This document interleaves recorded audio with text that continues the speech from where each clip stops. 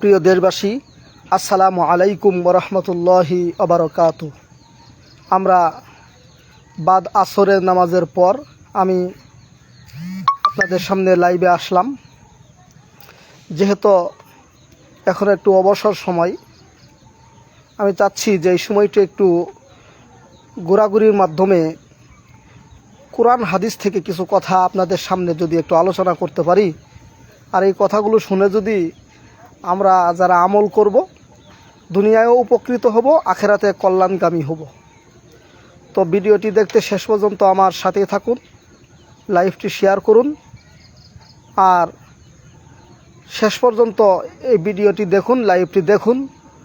যারা লাইভে সংযোগ হয়েছেন তাদেরকে অসংখ্য মোবারকবাদ। যারা এখনও সংযোগ হইতে পারি নাই, যখন সংযোগ হবেন ভিডিওটি দেখবেন, লাইভটি দেখবেন, তাদেরকেও মোবারকবাদ। প্রিয় বন্ধুগণ, আল্লাহ রাব্বুল আলামিন পবিত্র কোরআনকে নাজিল করেছেন বিশ্বনবী সাল্লাল্লাহু আলাইহি ওয়াসাল্লামের উপরে। আল্লাহ তাআলা নিশ্চিত চ্যালেঞ্জ দিয়েছেন। আল্লাহ তাআলা বলেছেন যে ওয়াল্লাযীনা আমানু ওয়া আমিনু বিমা নুজিলা আলা মুহাম্মদ ওয়া হুয়াল হাক্কু মির রাব্বিহিম। ঈমান আনো সেই জিনিসের প্রতি যেই জিনিসটি মুহাম্মদ সাল্লাল্লাহু আলাইহি ওয়াসাল্লামের উপর নাজিল করা হয়েছে। তার মানে এই কালামটি কুরআনুল কারীমকে মুহাম্মদুর রাসূলুল্লাহ সাল্লাল্লাহু আলাইহি ওয়াসাল্লামের উপর আল্লাহ তাআলা নাজিল করেছেন। এই আয়াতের দ্বারা আল্লাহ তাআলা বলে দিয়েছেন সূরা মুহাম্মদ। প্রিয় বন্ধুগণ, কোরআন যদি আমরা মানি, দুনিয়াতেও শান্তি পাবো, আখেরাতেও শান্তি পাবো। হিন্দুরা যদি কোরআন মানে, কোরআন অনুযায়ী চলে, তারা দুনিয়াতে শান্তি পাবে, আর পরকালে মুক্তি পাওয়ার জন্য লাগবে ঈমান। কিন্তু কোরআনী আদর্শ বাস্তবায়ন করলে দুনিয়াতে শান্তি পাওয়া যাবে। আর মুসলমানেরা কোরআন প্রকৃতপক্ষে যদি মেনে চলে, কোরআন অনুযায়ী আমল করে, তাহলে এই কোরআন পরকালে জান্নাতের সুসংবাদ দিয়েছে। আর দুনিয়ায় আল্লাহ রাব্বুল আলামিন তাকে শান্তিতে, শৃঙ্খলার সাথে তাকে চলার সুযোগ দিয়ে দিবেন। এজন্য আল্লাহ তাআলা পবিত্র কোরআনে সূরা বাকারার মধ্যে বলেছেন, ইয়া আইয়ুহান নাসু উবুদু রাব্বাকুমুল্লাযী খলাকাকুম ওয়াল্লাযীনা মিন ক্বাবলিকুম লাআল্লাকুম তাত্তাকুন। এইখানে কিন্তু আল্লাহ তাআলা শুধু মুসলমানদেরকে বলেন নাই, এইখানে আল্লাহ তাআলা সমস্ত মানব জাতিকে বলেছেন। হিন্দু, মুসলিম, বৌদ্ধ, খ্রিস্টান, ইহুদি, নাসারা, সকলকে আল্লাহ রাব্বুল আলামিন উদ্দেশ্য করে এই আয়াতের মধ্যে বলেছেন, হে মানব সকল, হে মানব গোষ্ঠী, তোমরা তোমাদের সেই রবের ইবাদত করো যিনি তোমাদেরকে সৃষ্টি করেছেন। আমাদেরকে কে সৃষ্টি করেছেন? আল্লাহ সুবহানাহু ওয়া তাআলা, তিনি আমাদেরকে সৃষ্টি করেছেন। আপনি কবরে যাবেন, সেখানেও প্রশ্ন করা হবে, মার রব্বুকা, তোমার রবকে। সেখানে কোনো দলের পরিচয় হবে না, কোনো নেতার পরিচয় চলবে না, কোনো মন্ত্রীর পরিচয় চলবে না। কবরে গেলে একমাত্র পরিচয় দেওয়া হবে, মার রব্বুকা, তোমার রব হলো আল্লাহ। ওমা দীনুকা, তোমার দিন কি ছিল? ইসলাম। এই কথা বলতে হবে। আমার নাবিয়ুকা, মুহাম্মদুর রাসূলুল্লাহ সাল্লাল্লাহু আলাইহি ওয়াসাল্লামকে হাজির করাবেন আর বলবেন, এই লোকটিকে তুমি কি চিনো? তখন যদি ঈমান না থাকে, তখন বলবে লা নাদরি, আমি চিনি না, আমি চিনি না। তখন কবরটা কিন্তু তার জন্য শাস্তিদায়ী হয়ে যাবে। আর যদি বলা হয় যে আমার রব আল্লাহ, দিন আমার ইসলাম ছিল, ইনি হলো সেই নবী মুহাম্মদুর রাসূলুল্লাহ সাল্লাল্লাহু আলাইহি ওয়াসাল্লাম, তাহলে কবরটা শান্তিদায়ী হয়ে যাবে, প্রশস্ত হয়ে যাবে। আমার আলোচ্য বিষয় হলো, আল্লাহ তাআলা পবিত্র কোরআনে বলেছেন, তোমরা তোমাদের সেই রবের ইবাদত করো হে মানুষ, যিনি তোমাদেরকে সৃষ্টি করেছেন। আমরা অনেকেই কোরআনের ভুল ব্যাখ্যা করি, কোরআন সম্পর্কে আমরা বাজে ধারণা করি। আমরা বিভিন্ন পীরের মুরিদ হয়ে এলাকায় এসে সাধারণ মানুষের সামনে আমরা উল্টাপাল্টা ব্যাখ্যা করে মানুষকে বুঝাই। ওই বলে যে তোমরা নাচানাচি করো কেন? কই কোরআনে তো আছে নাচানাচির কথা। কই কোথায় আছে? কই কুল আউযু বিরাব্বিন নাস, মালিকিন নাস, এইভাবে আমরা বলতে থাকি। আমার ভাই, এই নাসের শব্দের অর্থ নাচানাচি না। নাস শব্দের অর্থ হলো মানুষ। ইনসান শব্দের অর্থ মানুষ, আবার নাস শব্দের অর্থ মানুষ। কিছু কিছু সময় মানে একই শব্দের অর্থ কয়েক জায়গায় কয়েকভাবে ব্যাখ্যা করা হয়েছে।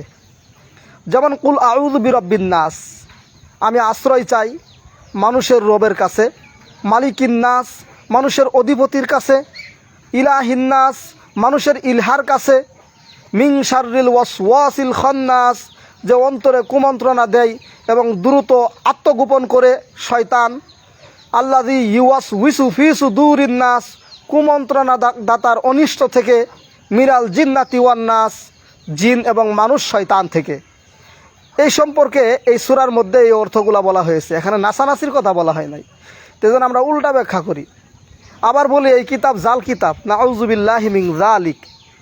ওই যে পীরের দরবারে গেছে যায় সেরা কয় 30,000 জাহেরি 60,000 বাতিনি। আমার বন্ধুগণ, 30,000 জাহেরি 60,000 বাতিনি, বাতিনির শব্দ বলতে কিছু নাই। আপনি যেটা জানেন না সেটাই কিন্তু বাতিনি, সেটাই গোপন। আর আপনি যেটা জানেন সেটা প্রকাশ। যদি আসলে বাতিনি কিছু থাকতো তাহলে বিশ্বনবী সাল্লাল্লাহু আলাইহি ওয়াসাল্লাম ওই আরাফার ময়দানে 1.25 লক্ষ সাহাবায়ে কেরামদেরকে নিয়ে যখন তিনি বক্তব্য দিয়েছিলেন আর আয়াত নাজিল হয়েছিল সূরা মাইদার, আল ইয়াউমা আকমামতু লাকুম দীনাকুম ওয়া আকমামতু আলাইকুম নি'মাতি ওয়া রাদিতু লাকুমুল ইসলাম দীনা। ইসলাম পরিপূর্ণ, আল্লাহর দিন পরিপূর্ণ। ইসলাম এক চুল বাড়বেও না কমবেও না, ইসলাম থেকে কেউ বাড়াতেও পারবে না কমাইতেও পারবে না। তাহলে আমার প্রিয় বন্ধুগণ, বিশ্বনবী সাল্লাল্লাহু আলাইহি ওয়াসাল্লাম তো বলতেন যে ও আমার সাহাবারা, বাতেনি আরও কিছু আছে। এই কথা তো আল্লাহ রসুল বলেন নাই। আল্লাহ রসুল বলেছেন ইসলাম পরিপূর্ণ। আল্লাহ আমাকে যা দিছিলেন আমি কি তোমাদের নিকট পৌঁছাইছি? সাহাবায়ে কেরাম রিদওয়ানুল্লাহি তাআলা আলাইহিম আজমাইন ইনারা বলেছিলেন, হুজুর আপনি শুধু যা আল্লাহ তাআলার পক্ষ থেকে এসেছে আপনি শুধু যে আমাদেরকে আমল করাইছেন তা নয়, সরাসরি আপনি নিজে আমল করে পুরাপুরি দেখিয়ে দিয়েছেন, কমপ্লিট করে দিয়েছেন আপনি। তখন আল্লাহ রসুল সাল্লাল্লাহু আলাইহি ওয়াসাল্লাম শাহাদাত আঙ্গুল উঁচু করে বলেন, আল্লাহ তুমি সাক্ষী, আমার সাহাবায়ে কেরাম বলতেছে আমি পৌঁছাই দিছি। তো সেই জন্য যারা বলি যে জাহেরি বাতেনি, বা এই কথা বলা বন্ধ করি। পীরের মুরিদ হয়ে উল্টাপাল্টা কথা বলে পাবলিককে ইসলাম থেকে বিচ্ছিন্ন করাইয়া দেওয়া যাবে না।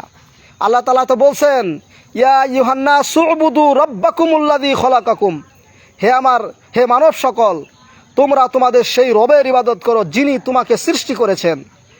আমাদেরকে আল্লাহ তাআলা সৃষ্টি করেছেন, তার দাসত্ব করতে হবে, তার গোলামি করতে হবে, আনুগত্য করতে হবে একমাত্র আল্লাহর। আল্লাহ সুবহানাহু ওয়া তাআলা পবিত্র কোরআনের মধ্যে বলেছেন সূরায়ে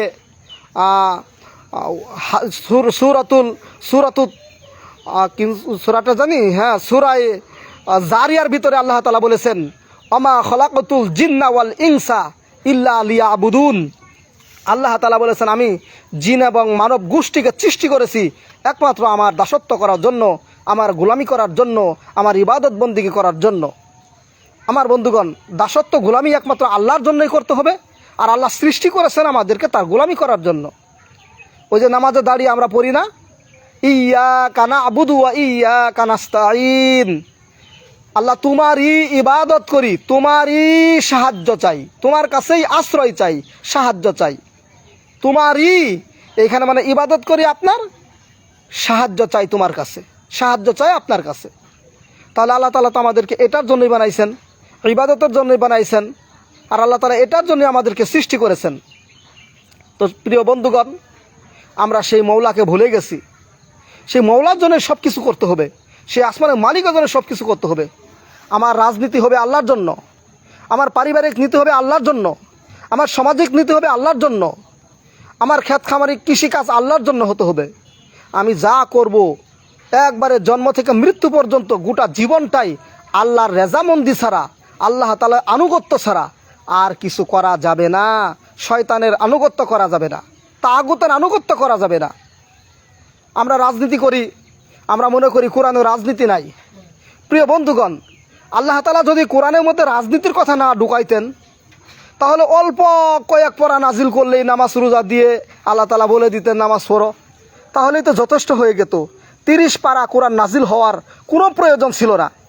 সেজন্য আল্লাহ তাআলা এই কোরআনে শুধুমাত্র নামাজের জন্য আল্লাহ কোরআন নাজিল করেন নাই, শুধুমাত্র যাকাতের জন্য এই কোরআন নাজিল করেন নাই, শুধুমাত্র রাজনীতির জন্য আমার আল্লাহ এই কোরআন নাজিল করেন নাই, শুধুমাত্র যে কোনো একটি উদ্দেশ্য নিয়ে আল্লাহ তাআলা এই কোরআন নাজিল করেন নাই। এই কোরআনকে আল্লাহ তাআলা নাজিল করেছেন মানব জাতির পূর্ণাঙ্গ জীবন বিধান হিসেবে। মানব জাতির জন্য জন্ম থেকে মৃত্যু পর্যন্ত ভালো মন্দ চলতে ফিরতে কি লাগবে, কি প্রয়োজন, সবগুলো আল্লাহ তাআলা এই কোরআনের মধ্যে তুলে ধরেছেন।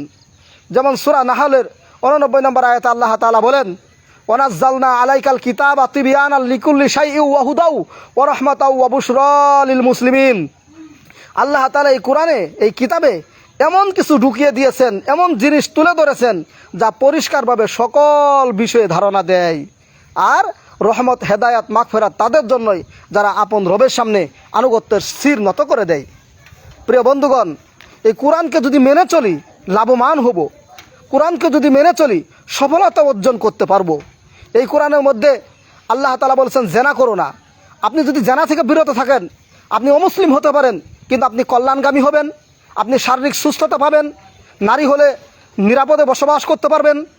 আর যদি আপনি কোরআন অনুযায়ী, কোরআনে জেনা করা নিষিদ্ধ, এটা যদি আপনি পালন করেন, আপনার শারীরিক, আপনার চরিত্র সব কিছু শেষ হয়ে যাবে। হতে পারেন আপনি বিধর্মী, হতে পারেন আপনি খ্রিস্টান, হতে পারেন আপনি অন্য ধর্ম অবলম্বী, হতে পারেন আপনি হিন্দু, কিন্তু আপনি কোরআন বিধান অনুযায়ী কোরআনী আইন যদি বাস্তবায়ন করেন, আপনি লাভবান হবেন, আপনি কল্যাণগামী হবেন, আপনি সফলতা অর্জন করতে পারবেন। সেই জন্য আল্লাহ তাআলা বলেছেন এই কোরআনে কোনো ভুল নাই। শুরুতে আল্লাহ তাআলা বলেছিলেন যালিকাল কিতাব। দেখেন কি সুন্দর আমাদের মুনিব আল্লাহ তাআলা তিনি চ্যালেঞ্জ গ্রহণ করেছেন যে এটি এমন একটি কিতাব, এই কিতাবের মধ্যে কোনো ভুল নাই। ভুল তো নাই, সন্দেহের কোনো অবকাশ নাই, মানে এটার মধ্যে কোনো সন্দেহ নাই, এটা সেই কিতাব। আর মুত্তাকিদের জন্য, পরহেজগারদের জন্য এই কোরআন হলো হিদায়াত। আল্লাহ তাআলা বলছেন প্রথমে এই কোরআনের মধ্যে কোনো ভুল নাই, কিন্তু আল্লাহ তাআলা পরবর্তীতে বলছেন মুত্তাকিদের জন্য এটি হেদায়াত। আমার বন্ধুগণ, এই কোরআনকে নিয়ে তো ভুল বের করার বহু চেষ্টা করা হয়েছে, বহু ষড়যন্ত্র করা হয়েছে। উসামা আলম কাজ্জাব মিথ্যা নবী দাবি করেছিল, সে আয়াত বানানোর চেষ্টা করেছিল কিন্তু পারে নাই। সূরা কাউসারের অবব্যাখ্যা করে ইন্না আ'তাইনা কাল কাউসার, সেখানে বলেছিল ইন্না আ'তাইনা আক ফাসাল্লি লিরাব্বিকা ওয়াসআক ইন্না শানিয়াকা হুয়াল আগলাক। এইভাবে বলে সে কোরআনকে অবব্যাখ্যা করে আয়াত বানানোর চেষ্টা করেছিল, যার অর্থ, যার শব্দ, যার কোনো ব্যাখ্যার সাথে কোনো মিল নাই। অবশেষে সেই জালেমের, উসামা আলম কাজ্জাব, তার মৃত্যুবরণ করতে হয়েছে ওয়াসির হাতে। জালেমকে আল্লাহ তাআলা নির্মম পরিস্থিতিতে হত্যা করা হয়েছে। সেজন্য আমার বন্ধুগণ, কোরআনের মধ্যে কখনো ভুল নেই। গোটা মানব গোষ্ঠী সকলে একত্রিত হয়ে যদি জিনদেরও সহযোগিতা নেয়, তারপরেও কিন্তু এই কোরআনের মধ্যে একটা জের, একটা জবর, একটা নুক্তা পরিবর্তন করার কোনো ক্ষমতা নাই। আমার বন্ধুগণ, আল্লাহ রাব্বুল আলামিন পবিত্র কোরআন শরীফের আল্লাহ তাআলা সূরা নাহলের 37 নম্বর আয়াতে আল্লাহ তাআলা বলেছিলেন কি, ওয়ামা কানা হাযাল কুরআনু আইয়ুফতারা মিন দুনিল্লাহি ওয়ালাকিন তাসদীকাল্লাযী বাইনা ইয়াদাইহি ওয়া তাফসীলাল কিতাবি লা রাইবা ফীহি মির রাব্বিল আলামিন। আমার বন্ধুগণ, এখানে আল্লাহ তাআলা বলেছেন এই কোরআন ওহির জ্ঞান ছাড়া রচনা করা যায় না। আর এই কোরআনে যা নাজিল করা হয়েছে তা পূর্বের কিতাবের সত্যায়ন, মানে পূর্বে যা এসেছিল তাওরাত, জাবুর, ইনজিল, যতগুলা সহিফা কিতাব আসমান থেকে এসেছিল, আল্লাহর পক্ষ থেকে এসেছিল, সেগুলো সত্যায়ন হলো এই কোরআন। সেগুলো নিশ্চয়তা চ্যালেঞ্জ দিয়েছেন যে সেগুলো আল্লাহর কিতাব, যা এই কিতাবে বিশুদ্ধ ভাষায় বর্ণনা করা হয়েছে, আর এতে কোনো সন্দেহ নাই, আর এটি মহান স্রষ্টার পক্ষ থেকে এসেছে। আমার বন্ধুগণ, আল্লাহ রাব্বুল আলামিন এই কোরআনের মধ্যে আল্লাহ তাআলা কোনো ভুল রাখেন নাই। এই কোরআনের মধ্যে আল্লাহ তাআলা কোনো কিছু বাকি রাখেন নাই। সবটাই আল্লাহ তাআলা সুন্দরভাবে পরিষ্কারভাবে এই কোরআনের মধ্যে আল্লাহ তাআলা তুলে ধরেছেন। প্রিয় বন্ধুগণ, এই জন্য আমরা যারা কোরআন মানি, কোরআন বুঝি, কোরআন অনুযায়ী নিজের জীবনকে সাজাবার চেষ্টা করি, কোরআনকে ধারণ করি, এই কোরআন আমাকে কিয়ামতের দিন সুপারিশ করে জান্নাতে নিয়ে যাবে। আর যদি কোরআনের সাথে অবহেলা করি, কোরআনের সাথে বেয়াদবি করি, এই কোরআন কাল কিয়ামতের দিন আমাদের জন্য বিপক্ষে সাক্ষী দিবে। সাক্ষী কিন্তু কোরআন দিবেই ভাই, হয় পক্ষে দিবে না হয় বিপক্ষে দিবে। কোরআন আমাদের হয় পক্ষে দাঁড়াবে না হয় বিপক্ষে দাঁড়াবে। কোরআন যদি আমাদের পক্ষে সাক্ষী দেয় আমরা জান্নাতি, আর কোরআন যদি আমাদের বিপক্ষে সাক্ষী দেয় আমরা জাহান্নামী। এই জন্য আমরা কোরআন ধরি, কোরআন বুঝি, কোরআন মেনে চলি, কোরআনের আদর্শ মানি, অপরকে পৌঁছাই, আর নিজের সংশোধন হই, ইসলাহ হই, আমল করি। আমরা বলবো না যে কোরআনে রাজনীতি নাই, আমরা বলবো না কোরআনে নামাজ নাই, আমরা বলবো না কোরআনে যাকাত নাই, বলবো কোরআনে সব আছে। মানব জাতির জন্য যা লাগে আল্লাহ তাআলা সব এই কোরআনের মধ্যে তুলে দিয়েছেন। নরম নরম কথাগুলো মানবো, আর গরম গরম কথাগুলো আল্লাহ তাআলা যা নিশ্চয়তা দিয়েছেন, চ্যালেঞ্জ দিয়েছেন, সেগুলো আমরা মানবো না। কিয়ামতের ময়দানে আল্লাহর আদালতে জবাব দিতে হবে। তো যাই হোক, এই কোরআন যদি আপনি বুকে ধারণ করতে পারেন, কোরআন অনুযায়ী নিজের জীবনকে বাস্তবায়ন করতে পারেন, এ ব্যাপারে বিশ্বনবী সাল্লাল্লাহু আলাইহি ওয়াসাল্লাম হাদিস শরীফে বলেছেন, ইকালু লিসাহিবিল কুরআন ইকরা ওয়ারতাকি ওয়ারাত্তিল কামা কুনতা তুরাত্তিলু ফিদ দুনিয়া ফাইন্না মানজিলাকা ইনদা আখিরি আয়াতিন তাকরাউহা, রাওয়াহুল বুখারী। বিশ্বনবী সাল্লাল্লাহু আলাইহি ওয়াসাল্লাম বলেন, কিয়ামতের দিন সাহেবে কোরআনকে বলা হইবে, যারা কোরআন শরীফ বুকে ধারণ করেছে, কোরআন শরীফ যারা আমল করেছে, কোরআন নিয়ে যারা গবেষণা করেছে, তাদেরকে বলা হবে পড়িতে থাকো এবং একটা করে তালার উপরে উঠিতে থাকো। আমার বন্ধুগণ, ওই সময় আমরা পড়বো আলহামদুলিল্লাহি রাব্বিল আলামিন, একটা তালার উপরে উঠে যাব, আর রহমানির রহিম এরপরে আরেকটি তালার উপরে উঠে যাব। এইভাবে যে যতটুকু আয়াত মুখস্থ করছে ততগুলো বাসস্থান পাবে। আর এক একটা তালা দুনিয়ার জিন্দেগিতে যে আমরা আসমান থেকে জমি পর্যন্ত দেখি এরকম প্রশস্ত হবে। আমার বন্ধুগণ, যারা কোরআনের হাফেজা হয় তারা 6666 আয়াত পবিত্র কোরআনে আল্লাহ তাআলা দিয়েছেন, তারা 6666 তালা পাবে। আমার বন্ধুগণ, যার অন্তরে কোরআন নাই তার অন্তরটা বিরান ঘরের মতো। নবীজি সাল্লাল্লাহু আলাইহি ওয়াসাল্লাম হাদিস শরীফে বলেন, ইন্নাল্লাযী লাইসা ফি জাওফিহি শাইউম মিনাল কুরআন, যাহার অন্তরে কোরআন শরীফে কোনো অংশ নেই, তার অন্তরটা জনহীন উজাড় গৃহের মতো। মানে যেখানে কোনো মানুষ বাস করে না, যে বাড়িতে যে ঘরে, সে ঘরে যেমন জিন থাকে, সার পোকা থাকে, তেলাপোকা থাকে, উনি পোকা থাকে। যদি কোনো ব্যক্তি কোরআন শরীফ না পড়ে, যার অন্তরে কোরআন শরীফ নেই, সে জ্ঞানী হতে পারে, জাগতিক শিক্ষিত হতে পারে, সে মন্ত্রী হতে পারে, ডিসি হতে পারে, এসপি হতে পারে, পুলিশ হতে পারে, যাই কিছু হোক না কেন, কিন্তু অন্তরে কোরআন না থাকলে তার অন্তরটা বিরান গোরের মতো, মরিচিকার মতো, মূর্তির মতো। এজন্য আমরা কোরআন পড়ি, কোরআন বুঝি, আমরা কোরআনে যা আছে তা আমল করি, আল্লাহ তাআলার আদেশগুলা মানি, আর নিষেধগুলা বর্জন করে চলার চেষ্টা করব ইনশাআল্লাহ। ভালো থাকবেন। কোরআন সম্পর্কে সিরাফারা কথা যা বলেছি, যারা লাইভটি দেখতেছেন, দেখবেন, দোয়া করবেন আমার জন্য, আমি যেন কোরআন শরীফের খাদেম হয়ে থাকতে পারি। কোরআন শরীফ গবেষণা করার ক্ষমতা আমার নাই। আমি চাই মৃত্যু পর্যন্ত যেন আল্লাহ তাআলা আমাকে এই কোরআন অনুযায়ী চলার তৌফিক দেন। সকলের কাছে দোয়া চাই, সকলের জন্য দোয়া করি। ভালো থাকবেন। কথা শেষ করছি। ওমা আলাইনা ইল্লাল বালাগ। আসসালামু আলাইকুম ওয়া রাহমাতুল্লাহি ওয়া বারাকাতুহু।